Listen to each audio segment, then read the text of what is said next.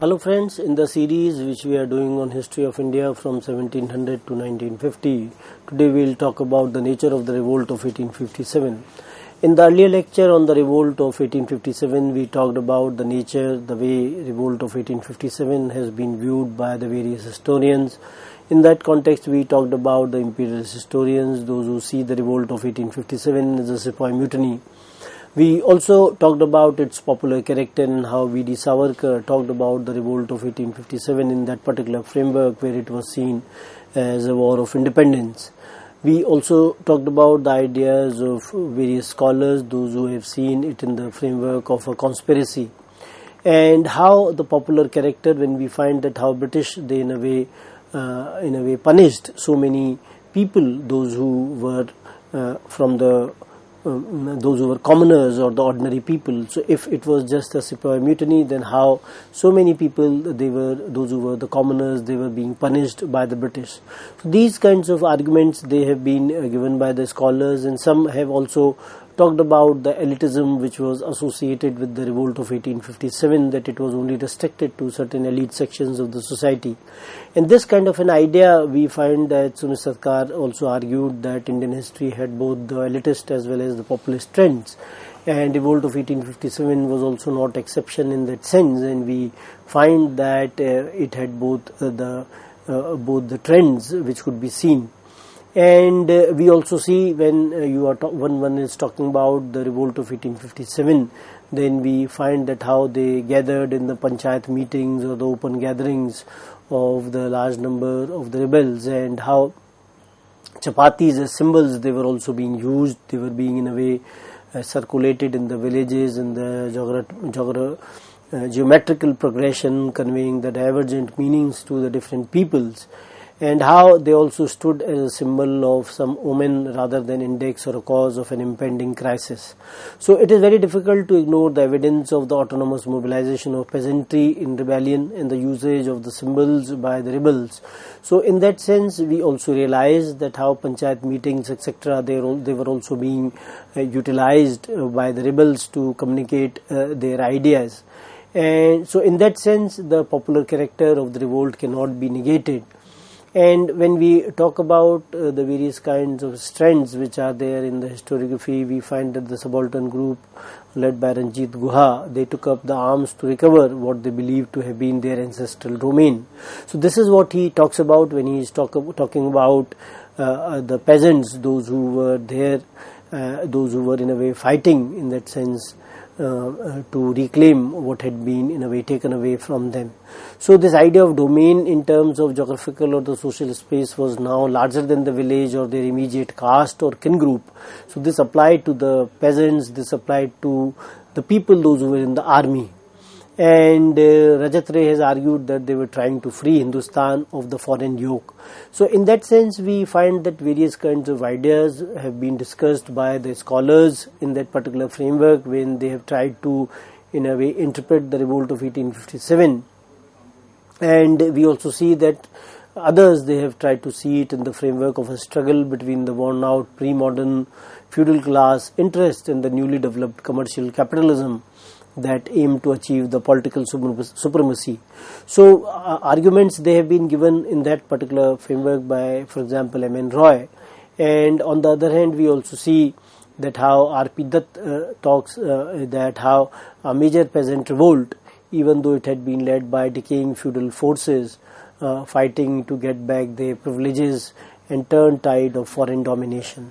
So scholars like M.N. Roy and R.P. Dutt, they also have tried to see the revolt of 1857 in that particular framework, where they are trying to, in a way, classify it in the framework of some sort of a peasant revolt as well. And we also see that some of the foreign scholars like Eric Stokes, they have studied it from the point of view of popular participation and subsequently the popular protest. And he attributes the rebellion to the caste mobilization, and the emphasis was on diversities and variations in revolt. And later his ideas does not remain bound by strictly economic explanations, but also include factors like ecology, culture and mentalities. So various kinds of approaches, they have been in a way employed to understand the revolt of 1857. and we have seen that how British policies, they created the disaffection among the masses, and they instigated a popular rebellion against the foreign rule.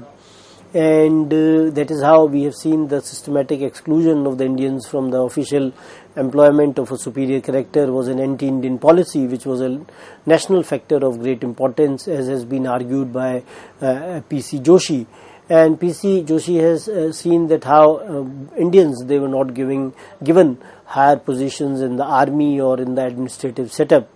So this kind of a racial policy, which was followed by the British, in that sense where they considered Indians to be inferior in nature, was one major concern. And we find that how British, the way they were ruling India, the way they were acting in India, was that their revolt, the people, those who were part of the revolt, or the people those who were considered as rebelled by the British, they wanted to throw out the British rule from India and establish an Indian state in its place. So this definitely makes it as a national revolt, and the religious factor definitely was an important factor, but this religious factor was also part of the national factor as well, because how the religion was also in a way concerned to the nationality as well, and the Indians, they took up arms to defend their religion, way of life and nationhood, as has been argued by the scholars, those who are trying to see it from that perspective. There are others, those who do not see it as a war of independence, and they have argued that sepoys were inspired by the desire for the material gain than any political or religious considerations. So they've argued that it was neither the first war of independence nor was it national in character. So it was inherently a Muslim uprising, and Hindus were lukewarm in their response, as has been argued by R.C. Majumdar. So we find that the people, those who have in a way argued that it was not a national uprising, and it did not have much popular participation as well, and it was not a first war of independence as well. So scholars, they have divergent opinions with regard to it, but when you tend to consider that how so many people, they were being punished by the British, those who were from the general population, so it talks about, or it tries to convey, that it had definitely the popular character in the revolt. We also see that how mutiny became a revolt, and it assumed the political character when the mutineers of Meerut, they placed themselves under the emperor, as S.N. Sen has argued that when these people, they reached Delhi from Meerut, and when they reached Delhi, they asked the Mughal emperor to assume the leadership of the revolt, and once he assumed the leadership of the revolt, it imparted the political character to the revolt as well. So we find that what began as some sort of fight against the religion, it ended up as a war of independence, and the rebels, they wanted to get rid of the alien government and it wanted to restore the old order of which Mughal emperor was the rightful representatives. So in that sense, we find that even if the rebels, they wanted to restore the old order, it does not take away any credit from them, because it does not mean that any kind of a progressive idea, if it was not there in the revolt of 1857, so the credit of it being some sort of a war of independence. So this war of independence was getting independence from the British, and whatever political establishment which was there in India at that point of time, either it could have continued, or rather the changes could have come in that also, because we just cannot make any kind of predictions in that sense. And we find that other scholars, they have, for example, Kathleen Gough, she has seen it as a restorative movement, and how it was, the goal was the complete annihilation and the expulsion of the British, and also the reversion of the process of the government and the agrarian relations. And scholars like Percival Spear, they saw it as a last passionate protest of the conservative forces in India against the relentless penetration of the West. So we find that scholars, they also talk within the framework of some kind of a protest of the conservative forces, how it was also seen as some sort of a restorative movement by the Kathleen Gough. And despite that, we find that the mutiny or the revolt, in that sense, it had a lot of popular character, and this classification of mutiny by the British was totally incorrect, or rather this kind of a position was deliberately taken by them, so that the important nature, the significance of the revolt of 1857 could be negated.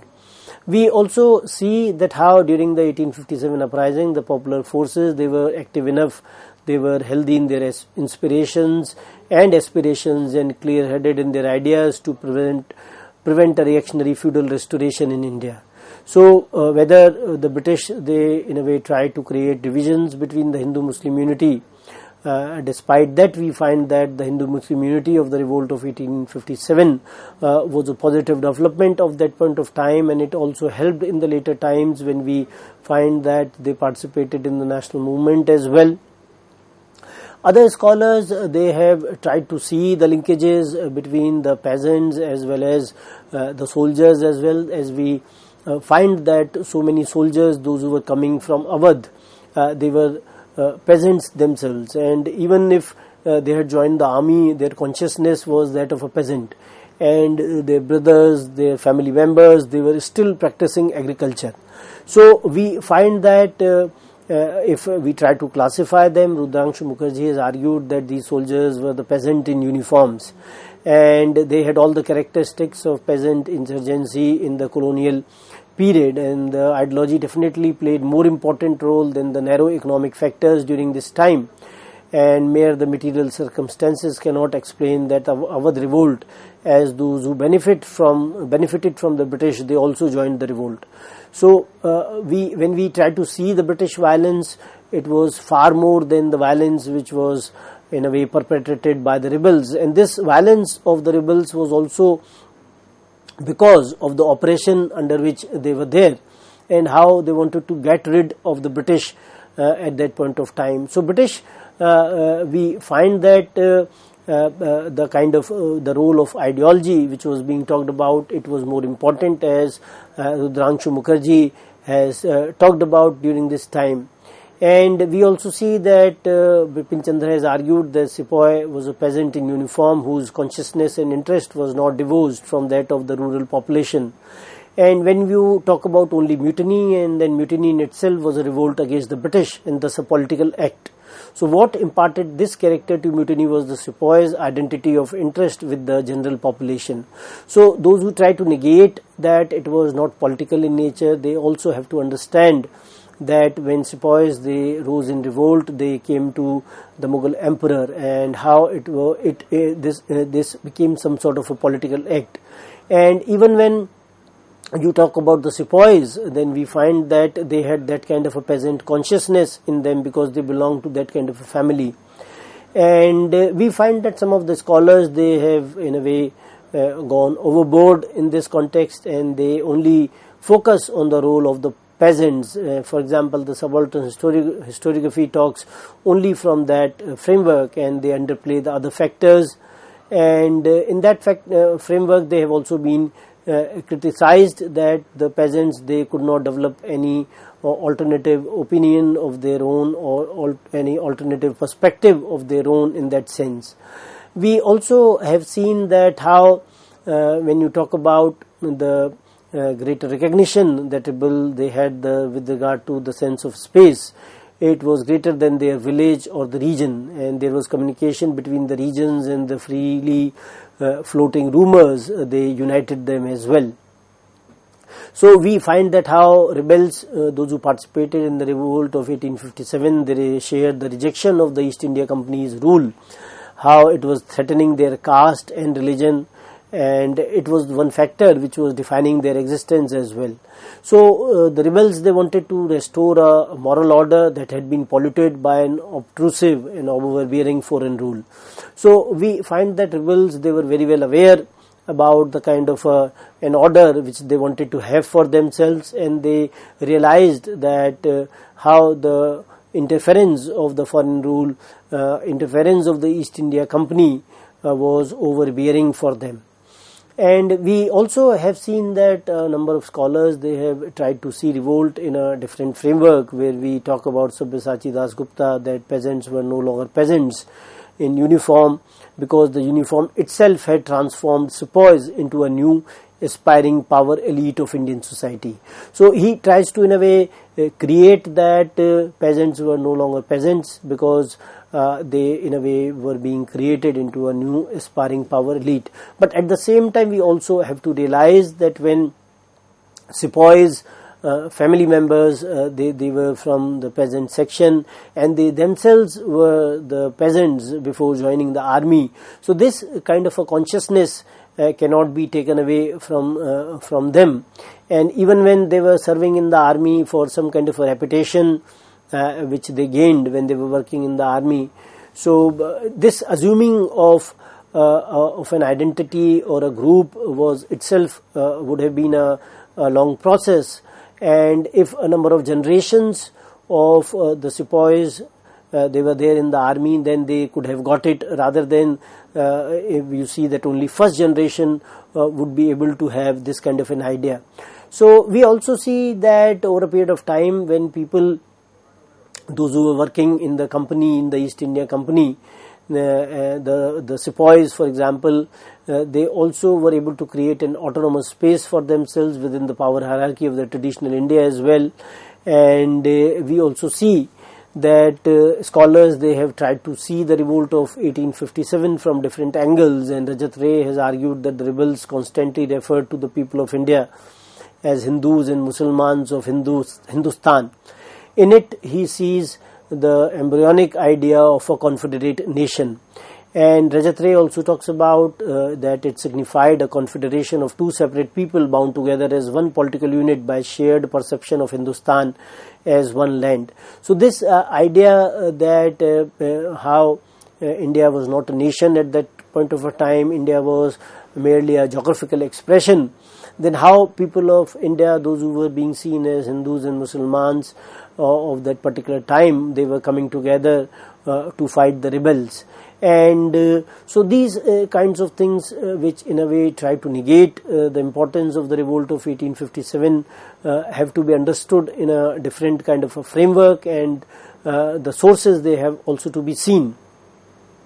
We also see that how when British, they were taking measures against the rebels, then how rebels, they were being in a way killed publicly, and how many of them, they were also being blown off from the cannons as well.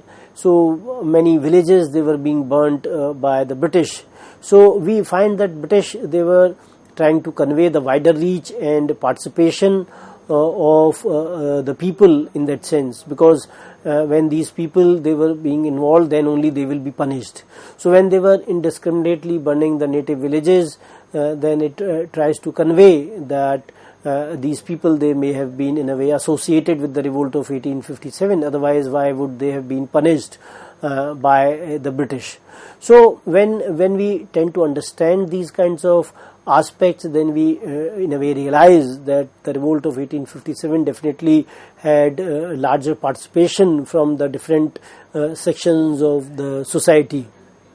And as we talked about that how in the folk tales and folklore the revolt of 1857 has survived, and even some of the accounts like Majha Pravas, which was in Marathi by Vishnu Bhatt, how it also survived over a period of time. It was later translated into Hindi as well as English.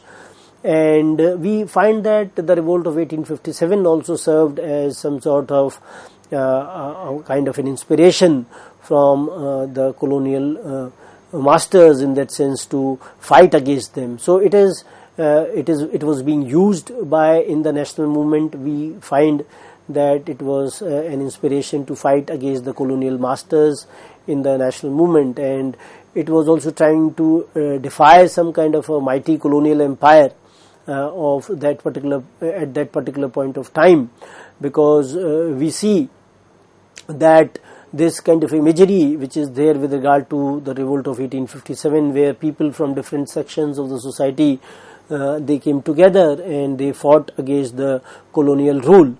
And despite that they were short of money, despite that they were short of modern arms and ammunitions, and they were ready to lay their lives for the independence of India, for that matter, as has been argued by the people, those who argued that it was the war of independence. So Even when we try to see that apart from the folklore, apart from the literature which is available on the 1857 revolt, we find that in the popular imagery a number of films, they were also being made in the context of the revolt of 1857. In 1946 we find that there was a film called 1857 by Mohan Sinha, and then Jhansi Ki Rani by Sohrab Modin in 1953. शतरंज के खिलाड़ी in 1977, जुनून in 1978, Mangal Pandey in 2005, and Manikarnika, the Queen of Jhansi in 2019.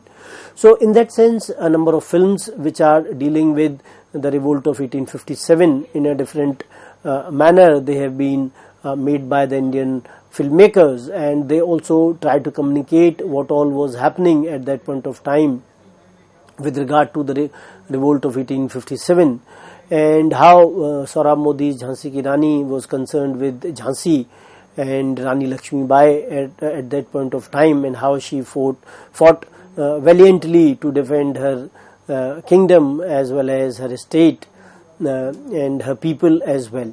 And on the other hand, we find that Shatranj Ke Khiladi talks about the region of Awadh and how the kind of changes which were happening in Awadh at that point of time, when Awadh was being captured by the British on the charges of mismanagement. And we find that that was one of the important reasons for the revolt of 1857, when the doctrine of lapse as a political tool was used by Lord Dalhousie to annex the Indian states. We also see that Junoon, for example, which was based on a short story by Ruskin Bond, it also tries to see the revolt of 1857 and the participation of the people in the revolt of 1857. And it is from a perspective where we find that some of the female British women, they were being captured by the rebels and how they treated them.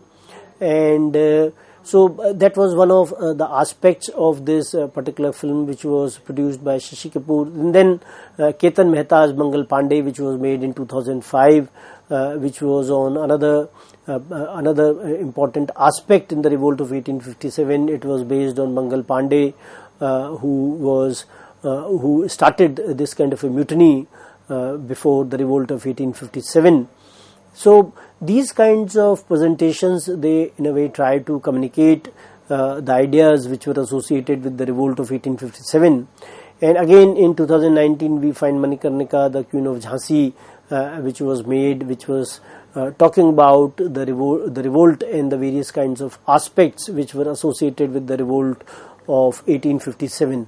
So we find that cinema as a documented source can deal with these kinds of films, and many a times charges have been made that cinema is not in a way is not able to portray the history in the manner the history is being written. So one has to also understand that books, they also contain a lot of interpretations, and many a times these kinds of interpretations which have been given, they may be in the realm of ideas only, and they may not be there in the framework of the evidence as well.